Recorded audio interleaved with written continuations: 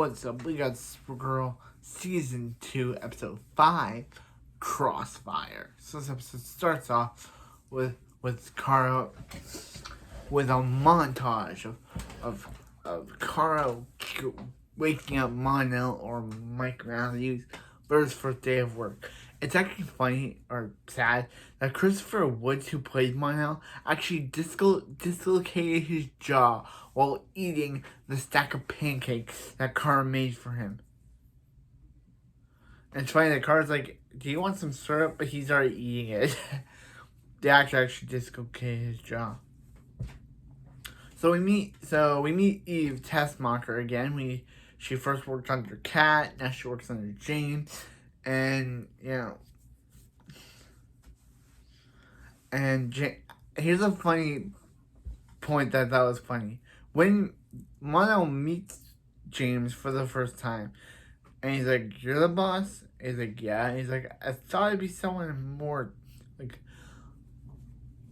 more challenging or more tough." Basically, that was Kat's role. And he doesn't say tough, but what he says, I kind of find it was funny. Because he's basically, what he thought he would find was basically Kat Grant's role. But Kat Grant's gone. We got James, which kind of comes out of left field, even though James was first the camera guy. But now he's kind of like, what? He kind of works for Kat. He kind of works for them now, which doesn't make any sense whatsoever. That James.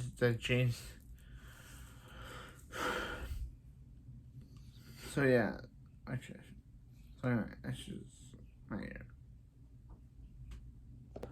So anyway, we meet some new bad guys in the episode. They're basically working for the big Cadmus lady, Lillian, and big Cadmus lady, and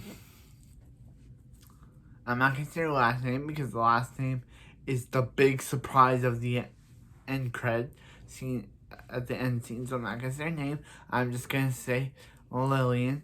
And yeah, it's funny that Lillian actually died before Smallville, died prior to Smallville's first season. But in the show, she actually survives. And I think Lionel's the one who died. Kind of funny but it's in Smallville, she's the one who died, but Lionel's the one who stuck around. But in this show, I think she's the one who lives and Lionel's the one who died. That's kind of a little parallel to Smallville in this show. How they didn't do the exact same thing with Lionel being the main bad guy. It's her, and Lionel's the one who's dead. That's kind of a funny parallel. So, yeah, so they're basically talking to Lillian, and she basically supplies them with guns to attack National City. While that's happening, James is trying to plead to Winn to make him a super suit. But Winn's like, "No, I'm not making a super suit, James. What are you, Frozone?" He doesn't say that, but he says, "Kara flies. You're just tall." What? He just says, "Kara can fly and has superpowers. You're just tall." That's basically his reason for not giving him a super suit.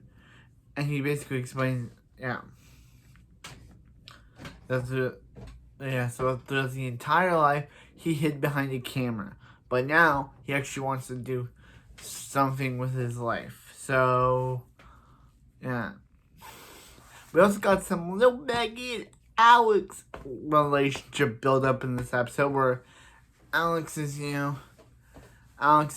trying to figure out who she really is.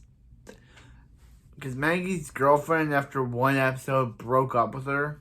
Yeah, that girl from last episode? That was Maggie's girlfriend, and now they're done. And Alex feels bad for Maggie, because Maggie just doesn't want to go out. She doesn't want to do anything, and Alex kind of feel bad for her that she can't do anything about it.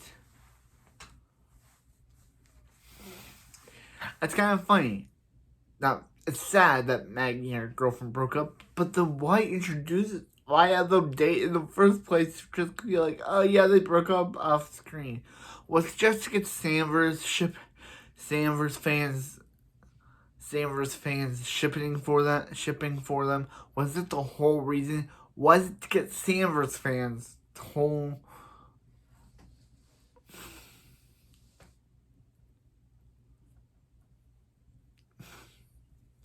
Was it to get Samverse fans totally shipping for them?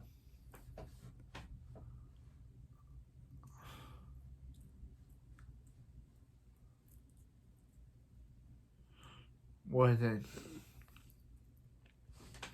So yeah, so Alex is kind of like, oh, does she like Maggie?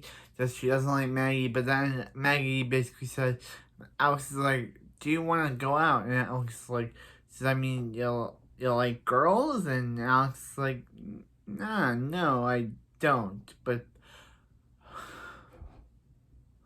later, thanks to Alex is basically talking to Maggie, and it's basically meant to Alex is basically like Alex is talking to Maggie, and thanks to Maggie, Alex realizes, hey, she really does like girls. Wait for that part for the next episode. For that whole Alex liking girl thing to come full throttle.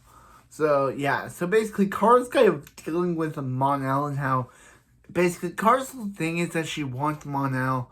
She expects Mon-El to be exactly like her, but Mon-El's not like her. Like Mon-El is basically Mon-El and Eve basically get together.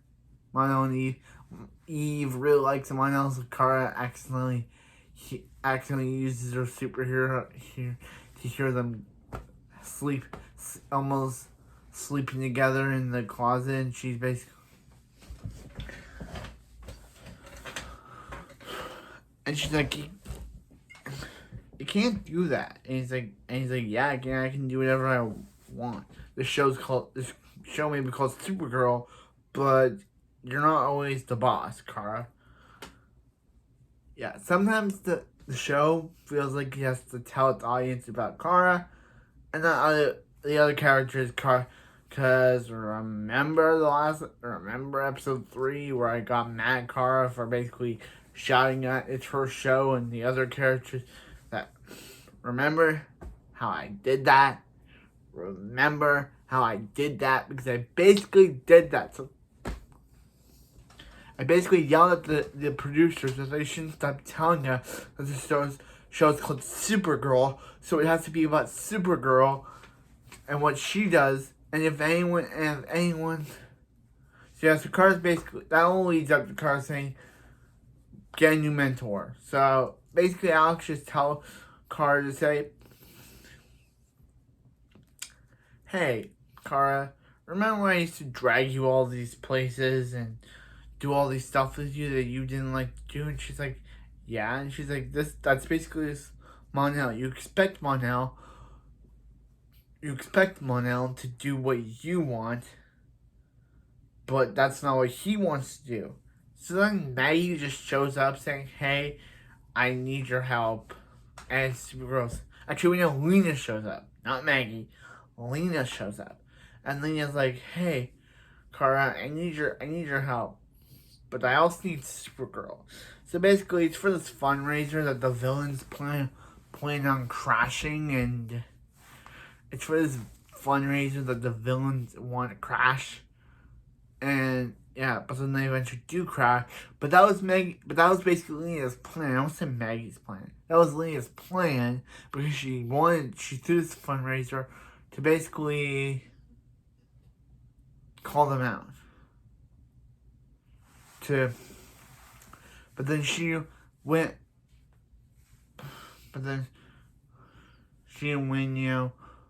totally, put the thing together, blowing up, disabling the weapons, and putting those guys in jail.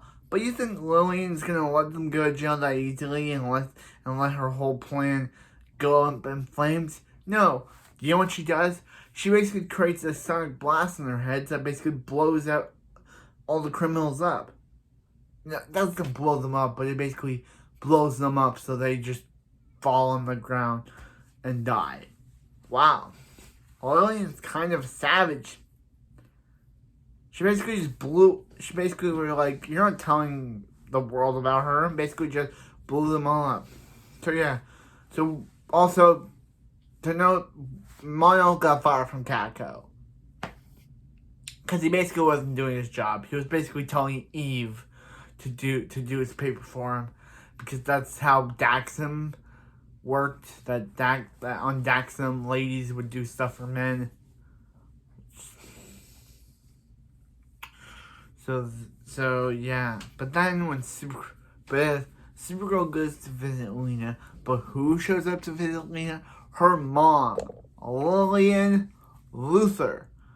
That's what I wanted to wait until the episode reveal. That Lillian and Lena are related. Okay. So the main villain of Cadmus and the main villain of the first half of the season Lena's mom is the main villain of the first half. Well, Lena's mom is the main villain of the first half. And that was still a pretty good episode. I enjoyed it. It was good. But anyway, that was it for this video. And I'll see you next time for some more Supergirl. See you next time.